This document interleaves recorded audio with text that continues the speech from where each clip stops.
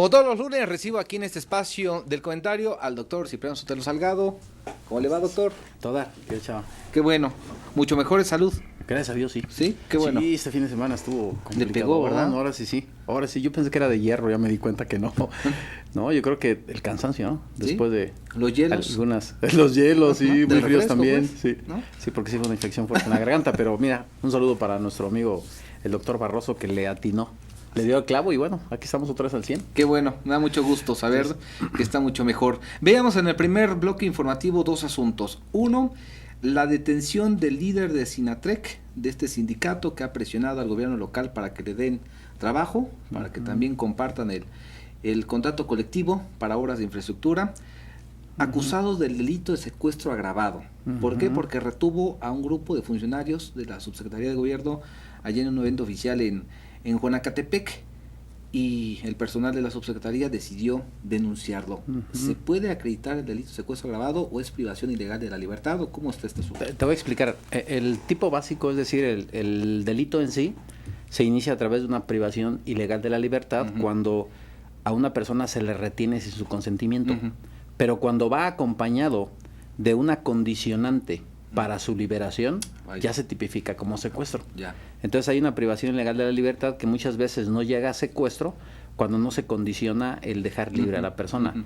En este caso concreto, según escuchábamos la nota, el subsecretario de Gobierno establece en su denuncia que este señor imputado lo retiene y le hace una condicionante para liberarlo. O me incluyes en los trabajos, o de una u otra manera te ocasionamos un daño, ¿no?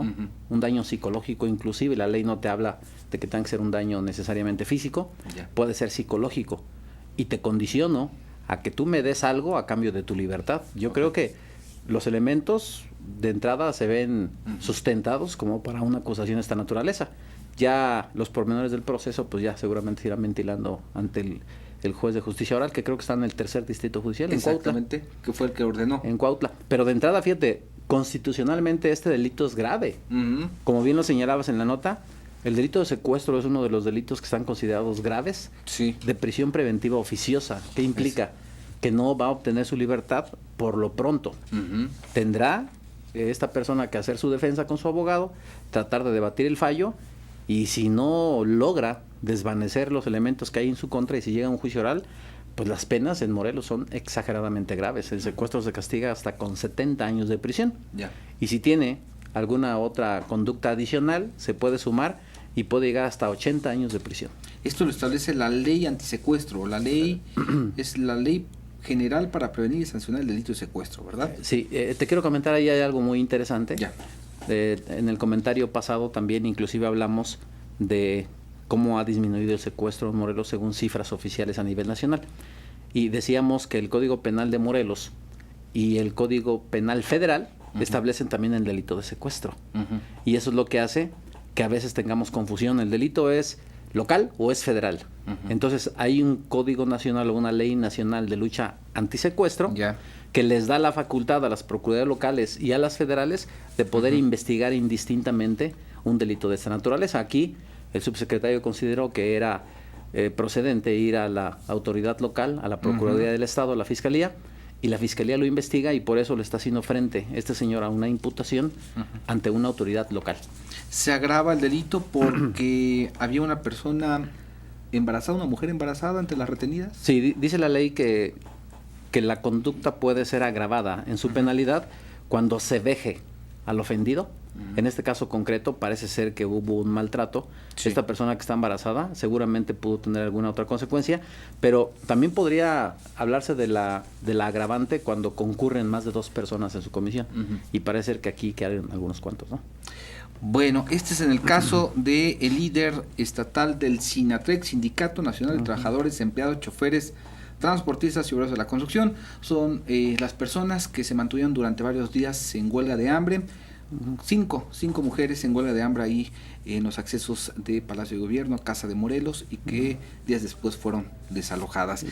Por cierto, ¿cómo se debe leer, ahora que estamos también escuchando a la señora María Isabel Miranda de Gualas, presidente de la Asociación Alto al Secuestro, cómo se deben de leer las cifras que dan a conocer? Porque de repente Morelos, o en particular la ciudad de Cuernavaca, sigue apareciendo en primer lugar en el delito de secuestro por cada 100,000 habitantes. Sí, es así. ¿No? Así hacen las cuantificaciones generalmente y toman parámetros de lo que pasaba en un trimestre anterior, un semestre anterior o un año anterior incluso, ¿no?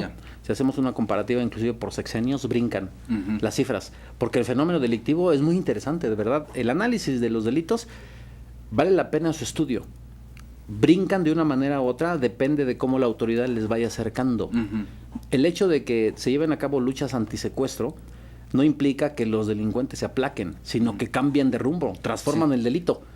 El secuestro podría haberse disminuido, pero seguramente esa disminución se refleja en un aumento en otro delito distinto. La extorsión, el robo calificado, el daño, los fraudes, pero el delito es un fenómeno, se va modificando. Difícilmente vamos a ver, a menos que haya una política pública sustentable, que los delitos vayan disminuyendo a la par, o por lo menos unos más que otros, pero que todos vayan a la baja.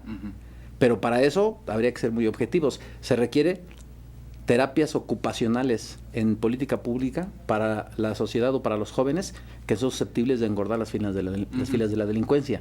Cuando les damos ocupación, oportunidad de estudio, apertura de actividades laborales, deportivas, por ejemplo, ocupan ya su tiempo en esas actividades y dejan de delinquir. Pero si no a la par les vamos dando ese tipo de oportunidades, el delito se modifica, se va convirtiendo, es un transformer, se va convirtiendo de uno a otro. Cuando estábamos en el sexenio anterior, que el presidente Calderón decidió enfrentar directamente a la delincuencia con una lucha que creo yo que no fue la adecuada, porque se hizo de manera frontal, sin un análisis previo ni una planeación, el delito se modificó de inmediato. Disminuyó el delito contra la salud, pero aumentaron los secuestros y aumentaron las extorsiones, los derechos de piso. ¿Por qué? Porque el delincuente tuvo que modificar esa conducta porque le estaban tapando los caminos para los delitos contra la salud, el trasiego de drogas sobre todo, y de algún lado tendrían que autofinanciarse. Por eso ahí vemos los incrementos que se dan en otras actividades. Entonces ahora que el presidente Peña Nieto lleva a cabo un proyecto de estrategia en coordinación con todos los estados de la República para disminución del secuestro, vemos que en algunos estados el delito parece que se sigue manteniendo y en otros se ve un poquito más disminuido, pero si analizamos otros delitos han aumentado. Entonces se han modificado, pero tiene mucho que ver también la política que se lleva a cabo a nivel local, hablando del municipio, del estado e inclusive en coordinación con toda la federación. Pues todo un tema ese y seguramente lo vamos a seguir abordando rápidamente. También el otro tema que abordábamos en el primer bloque informativo, el delito de trata de personas. Delito grave, ¿eh?